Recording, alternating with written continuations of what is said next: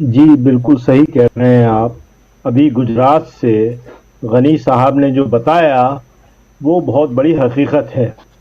दरअसल इन 30 सालों में ये पहला चुनाव ऐसा है जब प्रधानमंत्री मोदी को लग रहा है कि उनका जो धार्मिक कार्ड है वो सफल नहीं हो रहा है। और कि उन्होंने बताया, बड़ा अच्छा बताया उन्होंने, क्योंकि वो ग्राउंड पे हैं, वो गुजरात की हकीकत जानते हैं, डे टू डे के अपडेट उनको पास हैं कि हर बार जब भी चुनाव आता है तो कभी वो कहते हैं कि गुजरात के बॉर्डर से पाकिस्तान आ रहा है, घुसपैठिए आ रहे हैं। कभी वो कहते हैं कि अहमद पटेल जो है मुख्यमंत्री बनने वाले हैं। कभी वो कहते हैं कि अगर कांग्रेस जीत जाएगी तो तुमसे 2002 का बदला लेगी वो। इस तरह से वो हमेशा धार्मिक भावनाओं को भड़काने का काम करते रहे हैं, लेकिन हर चीज की एक सीमा होती है। और अब जनता के समझ में आ गया है कि उसके जो असली मुद्दे हैं वो बिल्कुल दूसरे हैं। गुजरात में मुसलमानों की तादाद वैसे ही बहुत कम है, और गनी साहब जानते हैं, हम भी वहां लगातार जाते आते रहते हैं, चुनावों में तो हर बार गए ही हैं, वैसे भी गए हैं। तो वहां पे हमेशा से शांति रही है, कोई लड़ने भिड़ने वाला समुदाय, न हिंदू न मुसलमान, कोई भी नहीं रहा है। राजनीति ने वहां पे इतना तनाव पैदा किया है, इतनी हिंसा पैदा की है, और लोगों के रवैये को इतना आक्रामक बनाया है। नहीं तो आप गुजराती को पूरी दुनिया में, पूरे हिंदुस्तान में कहीं भी देख लो तो उसको टके की बात करने के अलावा और कभी फुर्सत नहीं होती कि 2 टका कहाँ बचे और 2 टका कहाँ बना लूं मैं। तो हमने बड़े बड़े गुजरात के नेताओं को देखा, जो के भी हैं, जो कांग्रेस के भी हैं, तो वो हमेशा जो बात कर मूल मूल जो होता है वो यही होता है कि टका कहाँ है और टका जाने से कैसे रोका जाए। खैर, तो आज की स्थिति में प्रधानमंत्री मोदी की ये बात अच्छी तरह समझ में आ गई है कि कांग्रेस वहां बहुत अच्छा करने जा रही है। इसलिए कांग्रेस की ऐसी बातों का जिसका कोई मतलब नहीं है, हर पॉलिटिकल पार्टी अपने तरीके से काम करने को स्वतंत्र है। वो गांव में जा रही है तो उससे भी शिकायत, अगर वो प्रेस कॉन्फ्रेंस करती तो उससे शिकायत। आज वो कह रहा है कि वो गांव में जा रही है, चुपचाप काम कर रही है, ये तो अच्छी बात है, ये तो इसमें क्या बुराई है। वो कह रहे हैं प्रेस कॉन्फ्रेंस नहीं कर रही, वो शिकायत ऐसी है जैसे कि खुद मोदी जी बहुत प्रेस कॉन्फ्रेंस करते हो और दूसरे से कह रहे हो कि आप प्रेस कॉन्फ्रेंस नहीं कर रहे हैं। हाँ, अभी जैसा कि राहुल गांधी ने कहा कि एक ही नेता ऐसा है जो कभी प्रेस के सामने नहीं आता है। तो ये जो हालत है ये बता रही है कि इस वक्त बीजेपी और खासतौर से प्रधानमंत्री मोदी बहुत घबराए हुए हैं, क्योंकि मोदी जी अच्छी तरह जानते हैं कि अगर गुजरात हाथ से चला गया तो उनकी सारी ताकत चली जाएगी बीजेपी में भी। और उन्हें सबसे बड़ा डर बीजेपी का ही है कि पार्टी के अंदर जो स्वर बहुत हल्के से उठ रहे हैं वो तेज हो जाएंगे। सबको मालूम है कि बीजेपी के अंदर कोई बहुत सामान्य स्थिति नहीं है।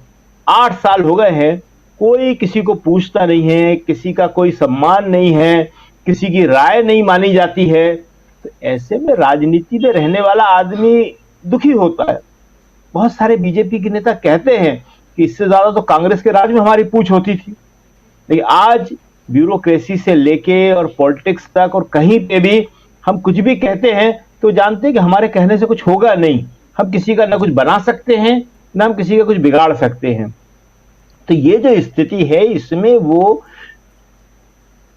आम आदमी पार्टी को एक ऐसा प्लेयर बताने की कोशिश कर रहे हैं कि जो उनके सामने खड़ा हुआ है, और आम आदमी पार्टी से मुख्य मुकाबला बताकर वो कांग्रेस को साइड लाइन करने की कोशिश कर रहे हैं। और इस बात को उनसे पहले अरविंद केजरीवाल ने शुरू किया था। अरविंद केजरीवाल भी ये बात जानते हैं। उन्होंने कहा कि आईबी ने कहा है कि हम जीत रहे हैं। आईबी का नाम, आईबी के सोर्स का इस्तेमाल हम पत्रकार लोग करते थे, और वो भी कब? 8 साल पहले। आज तो अगर कोई पत्रकार आईबी के नाम का इस्तेमाल कर ले तो फौरन शायद उसके बाद नोटिस आ जाएगा, उससे पूछ लिया जाएगा कि तुम्हें कैसे मालूम भाई, आईबी का सोर्स आपका कौन है, किसने बताया आपको, कैसे बताया। तो किसी वक्त में हम लोग कुछ सोर्स होते थे तो उनका इस्तेमाल करके एक अंदाजा लगाने की कोशिश करते थे। और आईबी की रिपोर्ट्स कोई ऐसा थोड़ी आती हैं, आप भी जानते हैं, सब लोग जानते हैं कि वो सीधे प्रधानमंत्री के पास, होम मिनिस्टर के पास, कैबिनेट सेक्रेटरी के पास, होम सेक्रेटरी के पास, उसकी रिपोर्ट्स जो हैं वो इस तरह सार्वजनिक थोड़ी होती है केजरीवाल जी को मिल जाए। केजरीवाल जी कह रहे हैं कि वो कह रही है आईबी कि हम जीत रहे हैं, फिर दूसरी बार कहते हैं कि आईबी कह रही है कि थोड़ा कम मार्जिन से जीत रहे हैं, थोड़ा जोर और लगा दो तो हम ज्यादा मार्जिन से जीत जाएंगे। तो आम आदमी पार्टी और बीजेपी दोनों मिलकर ये खेल कर रहे हैं कि जनता इस भ्रम में आ जाए कि कांग्रेस कहीं रेस में नहीं है। लेकिन जनता को आप बेवकूफ बना सकते हैं मगर हमेशा नहीं बना सकते। बहुत सालों तक बना लिया, अब जनता समझ रही है कि महंगाई का हाल क्या है, बेरोजगारी का हाल क्या है। जिस गुजरात मॉडल को आप दुनिया भर में बेचते थे, वो गुजरात मॉडल खुद वहां पे किस स्थिति में है। लॉ एंड ऑर्डर, जो जी बिल्कुल। औरतों पे होने वाले अत्याचार हैं वो, खेती, किसानी, सबकी समस्याएं हैं। और वो समस्याएं खाली हिंदू की नहीं है, वो समस्याएं हिंदू, मुसलमान, सिख, ईसाई सबकी हैं। तो आधार पर आप ये सब ज्यादा समय तक नहीं कर सकते। आपने देखा कि उसका नतीजा क्या हुआ कि दिल्ली में एक बीजेपी का सांसद जो है खुलेआम मुसलमानों के बहिष्कार की अपील कर रहा है। पूरी दुनिया में क्या मैसेज गया? आपको मालूम है कि दुनिया में सबसे गंदी चीज जो मानी जाती है वो हेट क्राइम, घृणा। घृणा फैलाने वालों को यूरोप में, अमेरिका में सबसे बुरी निगाहों से देखा जाता है। और भारत इन सबसे बहुत आगे निकल आया था, दुनिया को शांति का, प्रेम का, भाईचारे का संदेश देता था। आज हमारे यहाँ जो पार्टी सत्तारूढ़ है उसके सांसद, उसके स्पोक्स पर्सन, उसके नेता इस तरह से नफरत फैला रहे हैं। तो राहुल की जिस यात्रा का आपने जिक्र किया, क्या राहुल की यात्रा का असर है?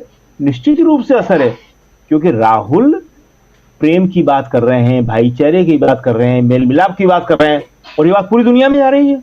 और जब दुनिया में जाती है तो लोग कहते हैं, और वहां का आपने खुद देखा है राजीव जी की सारा दुनिया का मीडिया इस टाइम आया हुआ है यात्रा में, बिल्कुल।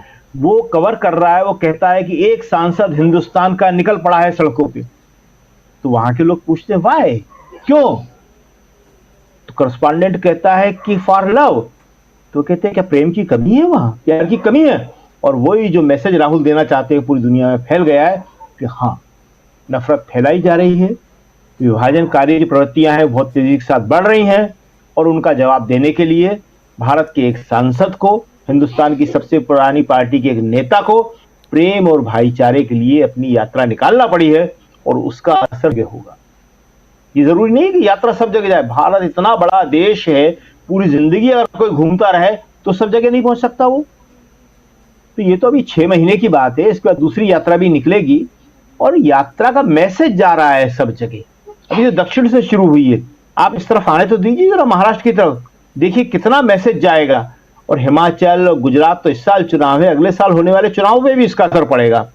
तो ये इसलिए पड़ रहा है क्योंकि राहुल कहीं से भी गुस्से की बात नहीं कर रहे, क्रोध की बात नहीं कर रहे, सिर्फ प्रेम की, भाईचारे की, लोगों से मिलने की, जो भी उनसे आ रहा है उसको गले लगाने की बात कर रहे हैं।